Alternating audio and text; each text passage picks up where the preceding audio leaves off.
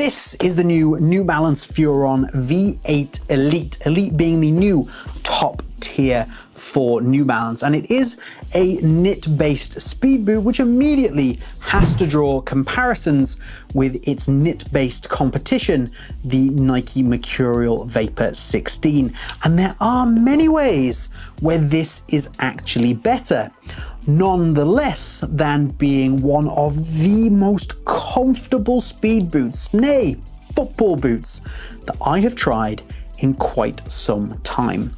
So is it better than the Vapor overall, and should you buy it? Let's find out. Let's start with that knit-based upper, which is really soft, very malleable, and you get an awful lot of it. Look how big the striking surface is here.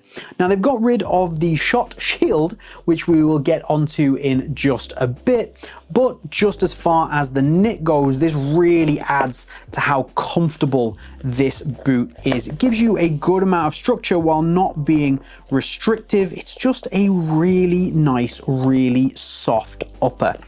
If we are comparing that to the Mercurial, yeah, it's very, very similar in that regard. The where the difference is going to come is in relation to the touch on the ball. So let's talk about that. The touch on the ball on the Furon is still direct, and you still feel very connected to the ball, and a lot of that comes down to the fact that it's just simply uninterrupted. I spoke about how big this striking surface is, and there's not very much on there that's going to make anything feel unnatural. It could even be argued it's a little smooth in some places, but there's little bits of grip from the graphics, especially up here, which is an odd place to put it if you ask me, and even a little bit of texture in here. And essentially this all comes down to the boot seemingly being built in two different ways, with much more structure up through this area of the boot using the knit and less structure through this area. But again, we will get onto that when we talk about the lockdown.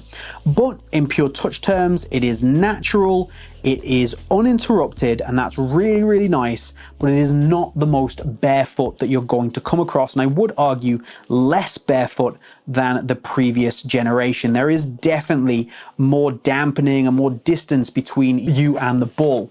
So natural, yes, barefoot, no. Which is actually the opposite you're going to get from the Mercurial, which is pretty barefoot, very thin, much thinner than you're going to get from the Furon, but definitely not natural with all of this additional grip. I'm not saying one's better than the other. I think it's just a case of personal preference. Which one would you go for? And there is definitely a place for this V8, even if I would like a little bit of extra texturing of some variety through a few different areas of the boot, and this thing here, which is actually quite grippy, to just get moved a little bit. It's an odd spot for it. I mentioned it there, so let's talk about the lockdown, which is essentially a problem for me. I don't think that it is good enough on the Furon. So let's start with what I was talking about earlier, which is where this knit seems to be built in two ways. So if you actually look closely, it feels like the mesh through the front quarter of the boot has been built in a way that is more loose, it's more open. And what this does is it just allows you to really slide your foot in there and get maximum softness and comfort through the boot. But as you go through the rest of the boot, through the back, it's woven a lot tighter, which gives you a lot more structure and a much better stability. And the lateral stability through the boot is pretty good. But having this much of the boot with such an open weave means that you do definitely get that feeling of not being completely secure through this front third of the boot. Comfortable, yes, absolutely no question. Locked in and really secure and kind of pushed down into the boot, absolutely not. And then of course, the lacing system adds to that feeling. Now this is a trade-off, of course. I said earlier that you have a really nice, massive, clean striking surface, which is great. but that does come at the cost of the laces being cut so much shorter than I would want them to be. They're really pushed up, and I really want them to run all the way down here, especially in a speed boot, so that I can feel properly locked in. Again, this is a little bit of preference. If you want a massive striking surface, go for it. If you're wanting really locked in vibes, this isn't it. The additional lockdown also isn't helped by the overall width of the boot. It is quite wide, and we will get onto that when we talk about the sizing. But I also do want to mention that removing the shot shield from this particular boot has also damaged the lockdown, because that did seem to push you in and hold you down a little bit more. So overall, it's fine lockdown, but we have to consider that this is New Balance's elite level top tier speed boot, so I think we can expect and ask for more. It's a bit disappointing in lockdown terms. As a side note, the lockdown in the Vapor is also a little bit disappointing, so you know, some of this, some of that. I mentioned width a second ago before I dropped the boot, so let's get into it.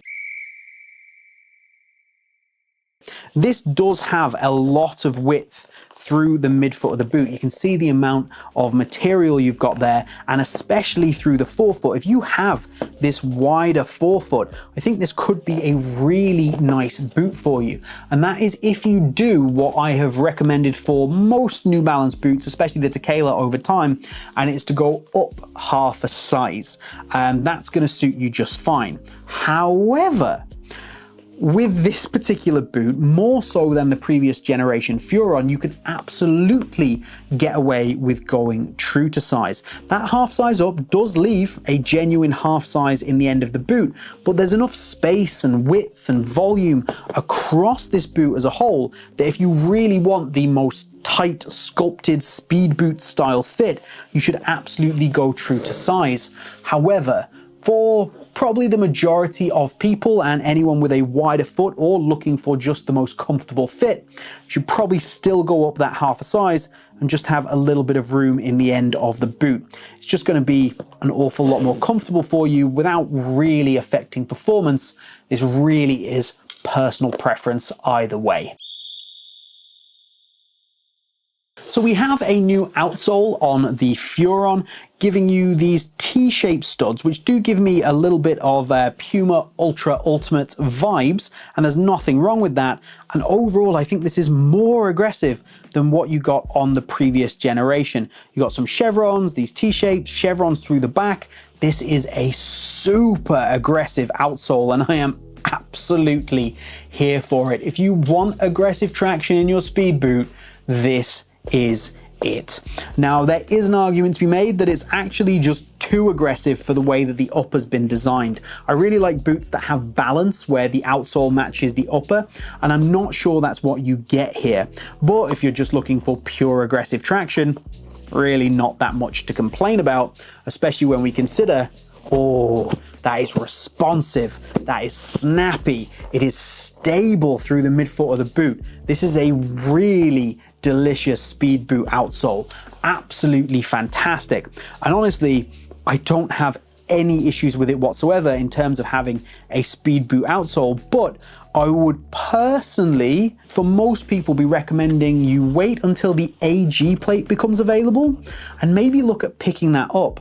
Something that is a little less aggressive than this, but still does a really good job, could actually end up matching up with the boot really well and giving you a really superb upper and outsole package with speed boot vibes, but at the same time keeping things nice and comfortable with big striking surfaces. This could be, to a degree, a little bit of an everyman boot if the AG plate nails it, and that could end up being something that I suggest to an awful lot of people. So, which one of these should you buy? Well, if you want to buy either of them, you should do so using the links down in the top pinned comment or in the description. It helps support the channel. And if you do want to support the channel and get something in return, do consider becoming a Boot Wizard member. Links are also down there, and that will allow you to get videos like this well before anybody else, as well as giving you massive discounts off some incredible grip sock brands. So do consider helping support us. But to the question, which one should you go out and buy?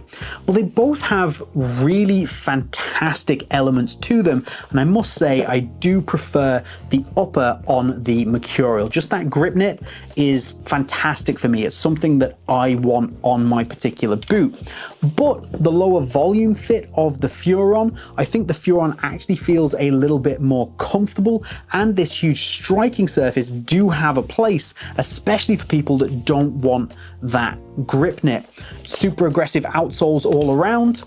Is it better? I don't know. It's definitely different, and it's definitely going to be a great option for an absolute ton of people. And if you do want to check out my Vapor review, just, to be sure, you can do that by clicking this video right here.